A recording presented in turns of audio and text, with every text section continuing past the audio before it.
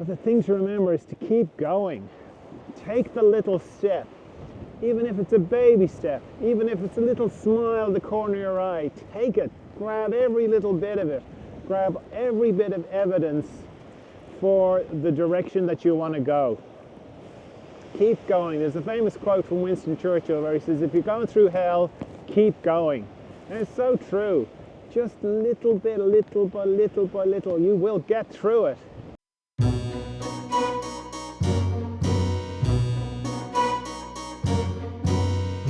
Hello friends, John Dalton here, Further Emergence Podcast, where we explore consciousness, the mystery, and love.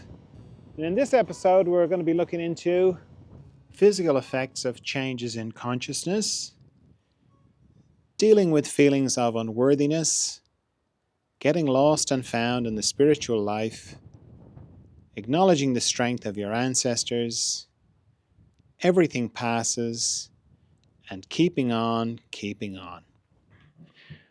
Right. Okay, I had a couple of questions. Somebody emailed me with this question. They said, when sitting, after 10 minutes or so, I feel heat all across my body, to the point that it's overwhelming. It does not lead me into thought as much as an itch or a nose does, but it's something I find myself focusing on and bringing my attention to. Is this a distraction of the mind holding me from going deeper into the mystery, or a physical byproduct of the body sitting in the mystery? I would discourage you from thinking about your mind is up to anything. I mean, your mind is up to things, but I wouldn't get into an adversarial role with your mind, because that's just, your mind will love that. It will love having a fight with you about things. So really, when you're meditating, the way I teach meditation is you're stopping thinking. I was only talking about this to somebody the other day, and they were like, they hadn't, they'd done quite a bit of meditation training, and they hadn't, the idea of stopping thinking, they were saying that I'd never heard that before. It was always like, oh, it's impossible to stop your thinking. It's impossible to, you just have to observe your thoughts and as they go through. And that's all valid. But I don't teach meditation to become great I don't meditate myself to be a great meditator, and I don't teach people to be great meditators. For me, that's the whole point, is becoming more conscious. That's the whole point of meditation. That's why I would do it. So for me, it's imperative to stop thinking, because I have to stop thinking to get through to the mystery. And like, thinking is pretty simple when you break it down. The things that happen in thinking are complicated, but the nuts and bolts of thinking are just pictures and sound. It's like a movie theater, So if you turn off the pictures and you turn off the sound, that's it, you're not thinking. And when I talk about stopping thinking, people get the idea that I'm talking about I stop thinking for hours at a time. No, it doesn't work like that, but it's the process of repeatedly stopping thinking, bringing yourself to this instant after you stop thinking, which is where the kind of gateway into the mystery is. So if you get into a fight with your mind about what's my mind up to, is my mind making my body hot so that it's trying to distract me, what is going to be thinking about that except your mind? So you'll just be thinking about thinking. If you think your mind is up to something, then what is doing the thinking is your mind.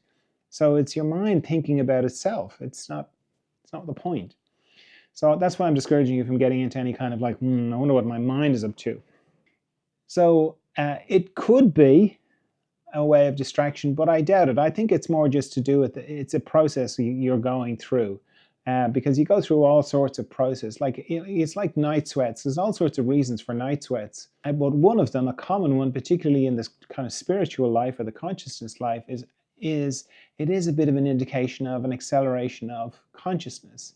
Because there are times in your life when you're going through certain things where you just naturally speed up at night. Your metabolism kind of speeds up at night.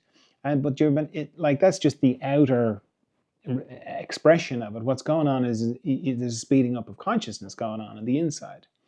So I would put it down to that. I wouldn't if don't let it distract you too much. Just keep bringing yourself back to turning off the pictures, turning off the sound, and it will pass. It will just you'll go through it. In response to the question I post on Instagram, the Instagram feed for Further Emergence, what's the biggest challenge you're facing in your spiritual life? This person posted just two words, feeling unworthy, which is a common enough thing, the feeling of being unworthy. I turn it around because it's very vague. The idea of worthiness, I turn it around into, how would I know I was worthy?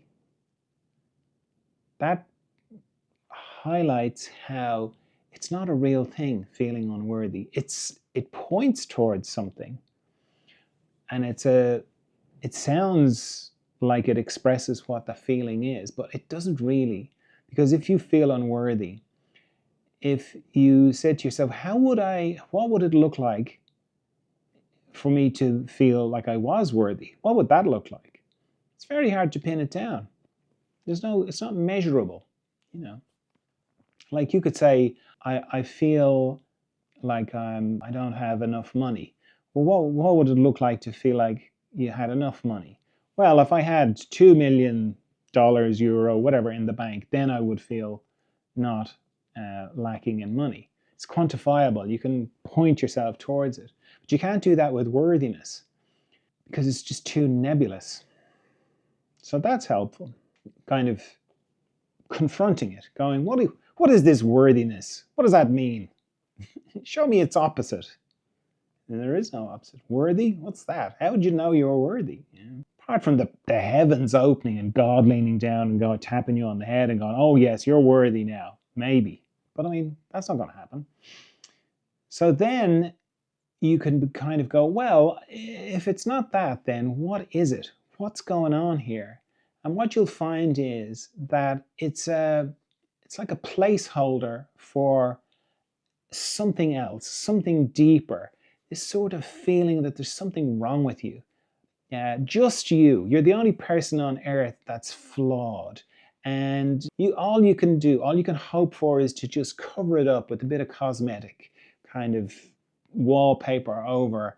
Do your best to not let people see that you're flawed, you know? And when you feel into it, you kind of go, well, no, that's not completely true, you know, because you've talked to people, other people have shared what's gone on for them. You know that they've got something else, that everybody's got something going on. And on balance, you're no more or less flawed than anybody else. And it isn't really flaws. You've just got things going on. We've all got unconsciousness. We've all got blind spots. We kind of know that, but then we kind of think, no, we're the only ones. And a lot of it is to do with speed of consciousness, because it just gets into us. We just get these little, this stuff goes on in the background, this sort of heavy, oppressive kind of feeling of no, not worthy, and it's hard to put it in words. So when you have these kind of things of like, oh, I don't feel worthy, I go after those things. I chase them down. I'm like, what do you mean by that? And not to the other person, inside me. I'm like, what does that mean? What do I mean by that? What's that vague feeling of unease? Now I'm not going to have that inside me. I'm going to find out what's going on, and I'll go after it. Now that's not to say you find immediately you get the answer. You go, oh, I see, it's because of this thing that happened to me when I was 4 or whatever. It's not that, but it's more like you in going after it, you're demonstrating to yourself that you don't really believe it, or it's questionable, and that you want to get to the bottom of it. And you'll find that once you start asking those kind of questions and confront it, that you'll begin to get answers, and you'll get answers to those questions because you've asked them. Because if you don't ask them, you never get an answer. So I would encourage you to go after it. If you have that feeling, that creepy kind of mist, it's like a mist that just comes in and covers you with like, oh, I'm not worthy. Instead of like just letting it be oppressive and squash you down, to kind of go, what is this? I want to find out what this is all about, and go after it. I had another question. Somebody emailed me. They said, I've noticed repeating patterns in my consciousness in the same manner as breath and bowel movements. These patterns may happen multiple times a day at the quickest, or may be spread out over a few days. Such as there will be times of dullness or space where it's almost as if nothing is occurring or changing. It's a sort of content boredom. Then, after an intense dreaming or experiencing of the psychic world, or a particular sitting in awareness, it's almost as if everything happens at once. Everything speeds up, i.e., people reach out and communicate, actions of others or media occur, and they correlate directly with what is in thought, consciousness, and communication. Does consciousness open and restrict, or constipate and release? What does it mean for it to happen multiple times a day, or sometimes one pattern spread out over multiple days? Is this what having a higher or lower vibration means? No, I don't think so with vibration.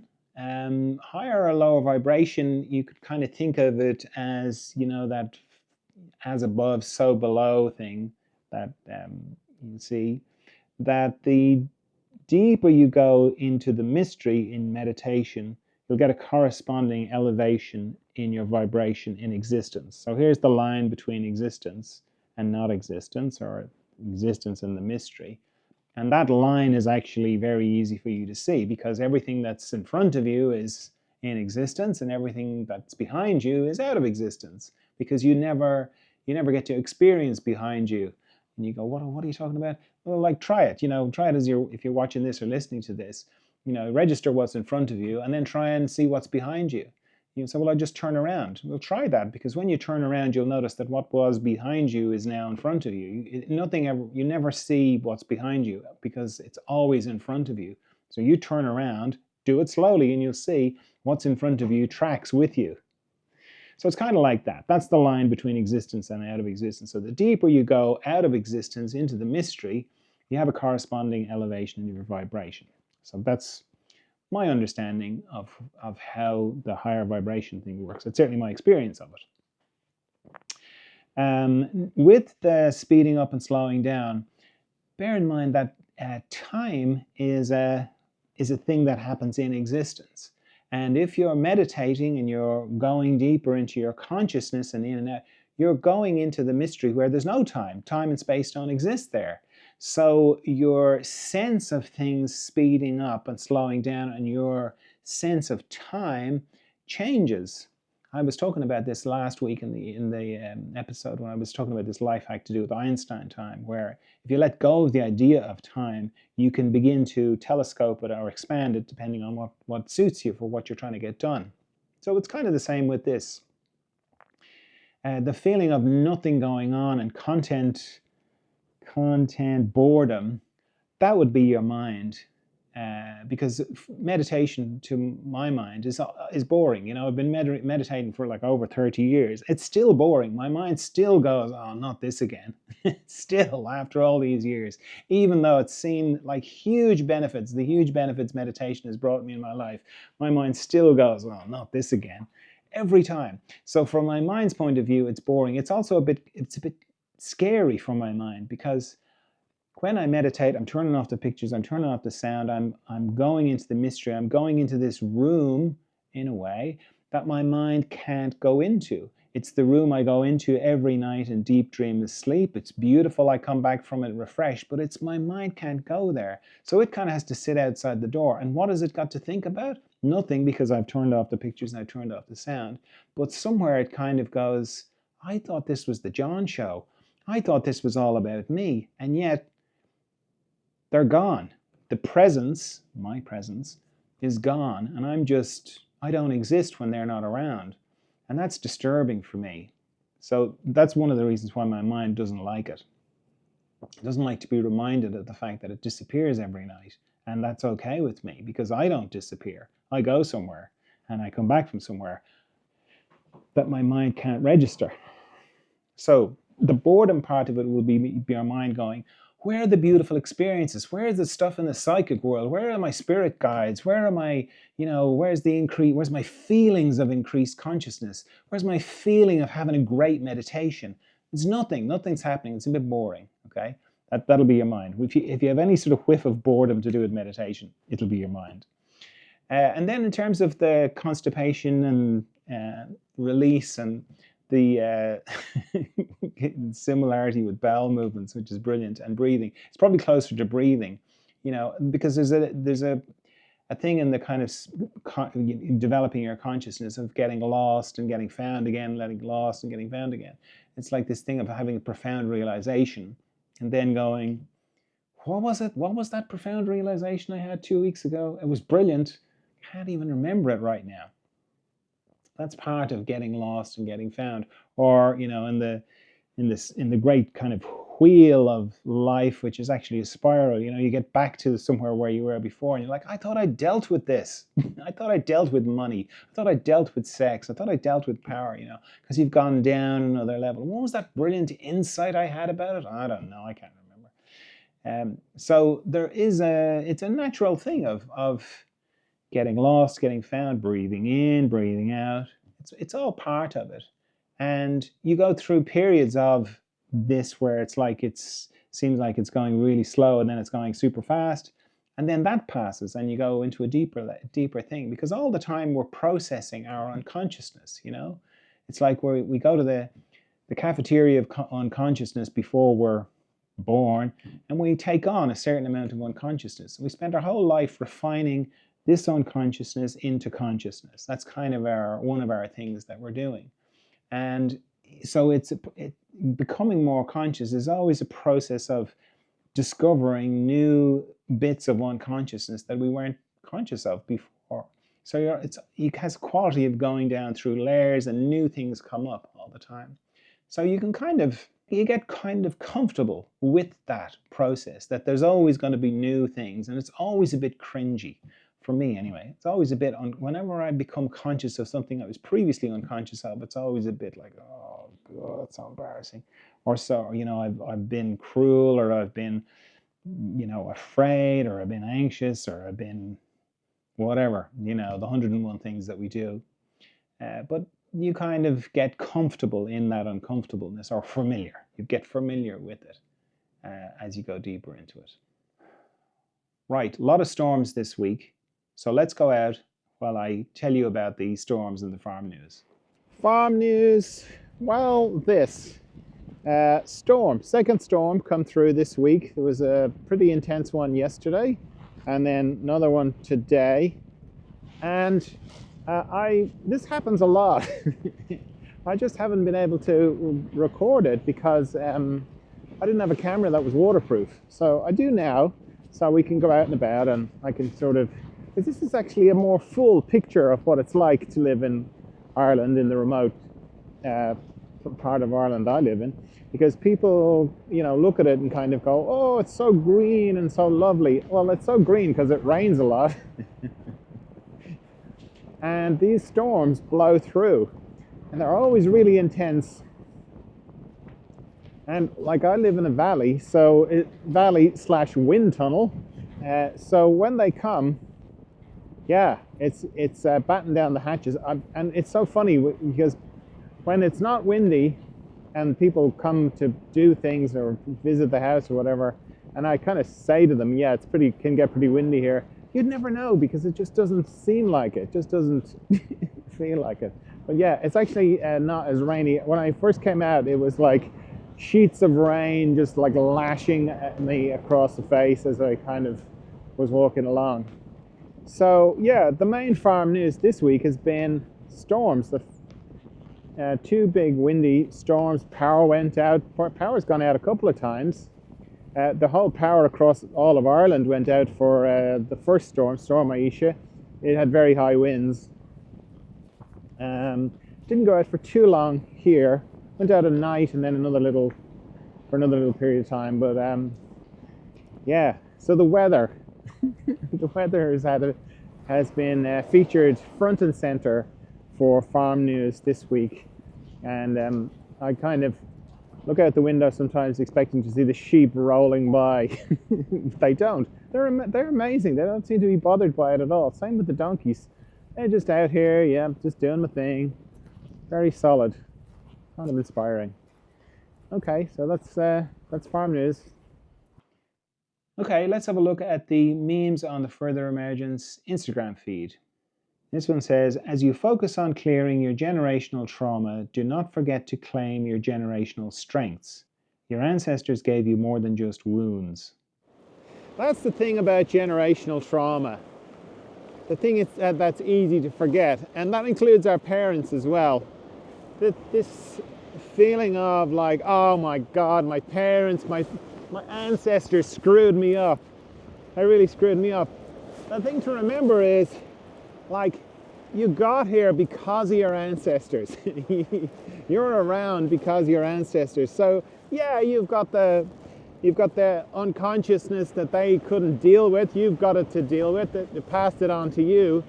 But it's really helpful to remember, like, the strength of your previous generations, or the strength of your ancestors. They got through this kind of stuff. You know, I'm on the beach at the moment. And the wind is pretty intense, and you know, this would have been my ancestors where they had to work, you know, either as fishermen or on the land or whatever. And it just takes incredible strength and courage to survive and to thrive. So it's just really good to remember that your ancestors, as well as giving you all the unconsciousness to deal with, they also gave you lots of fantastic things. In fact, they probably gave you a lot more than the unconsciousness. They gave you the tools to be able to continue to process your unconsciousness. So for that, it's brilliant. Next one says, even the darkest nights will end and the sun will rise again. So I'm in the middle of a storm right now. This is the second one that's come through. The first one was called Aisha. The second one, I don't know. I don't even know why they name storms. Is it like to make them more friendly or something? Point is, it's pretty windy. Not as bad as, I wouldn't have been able to go out in the last one. It was too intense. But I came out in this one because it's just a really good metaphor for the way it can feel. Like right now, it feels like the sun never shone in this valley. It feels like there's never been blue sky in this valley. It feels like it's done nothing but rain in this valley, and that there's never been a time when there was no wind. Well, that's not true, of course. It just feels like that. And it's the same.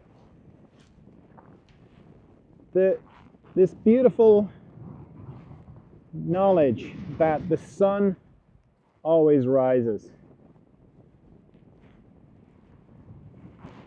That even though it's dark, and it can be very dark, everything here passes. Of course, we want all the good things not to pass, but it does. But the bad things pass as well. And what you get to begin to see is that there's a place inside that is witnessing everything. The good coming, the good going. The bad coming, the bad going. There's a sort of a timeless presence that's always there and always witnessing what's happening. And it can be very hard to connect with it because we are so caught up in our thoughts and thinking that everything is us and our thoughts are us. And it's very hard to notice because this witnessing, because it's very silent. And that's one of the benefits of meditation, is that you begin to get a little bit of distance from your thoughts and you begin to see this part of you that's witnessing. And when you do,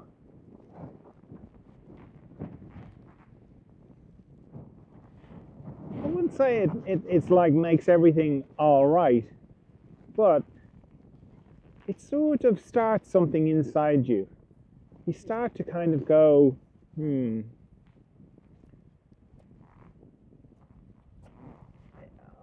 it's not the way it feels. It feels like it's all me and I need to worry about all this stuff.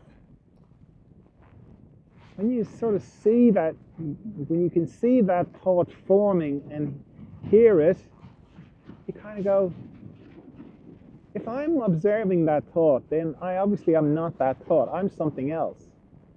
That is a profound and powerful little, very thin wedge that goes in and begins to separate you from your thoughts. And you begin to access that eternal part of you that knows that all storms pass, all sunny days pass, and ultimately this life is a blink. It's just a blink of your eye. Doesn't matter how long you live, whether you only live for 20 years or 100 years, it's a blink. It goes by in the blink of an eye. Some part of us knows that. And some part of us just doesn't take this so seriously. And when you don't take something so seriously, it lets a bit of space in for some humor. Humor, the cosmic joke of all the things that we're so worried about, the storms, they all pass. Everything passes. And then it becomes enjoyable, more enjoyable. And the last one says, keep going. No matter how stuck you feel, no matter how bad things are right now, no matter how many days you spent crying, no matter how hopeless and depressed you feel, no matter how many days you've spent wishing things were different, I promise you, you won't feel this way forever. Keep going. It's so important when you are in the thick of it, when you are down and out, when you're on the ground, and you feel like you can't, it's all over. You just can't keep going. It's so important to remember that you can keep going. Because what our mind does is it thinks about the end goal, free of unhappiness. I'm free of all the negativity and this lofty end goal. I've got rid of my poverty consciousness. I've got rid of my destructive, the way I destroy relationships, or whatever it is that you're dealing with that has you on the ground. It's so easy to kind of feel like, oh, there's nothing I can do about it. But the thing to remember is to keep going.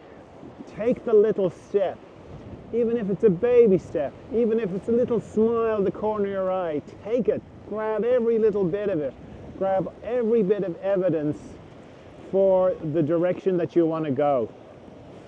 Keep going. There's a famous quote from Winston Churchill where he says, if you're going through hell, keep going. And it's so true. Just little by little, you will get through it. It's not going to get suddenly easier, but the thing is, don't give up. Just keep going. You'll get there. All right, that's all I have for you this time. I trust you're well. I trust you're of good cheer. I'll talk to you again soon. Bye.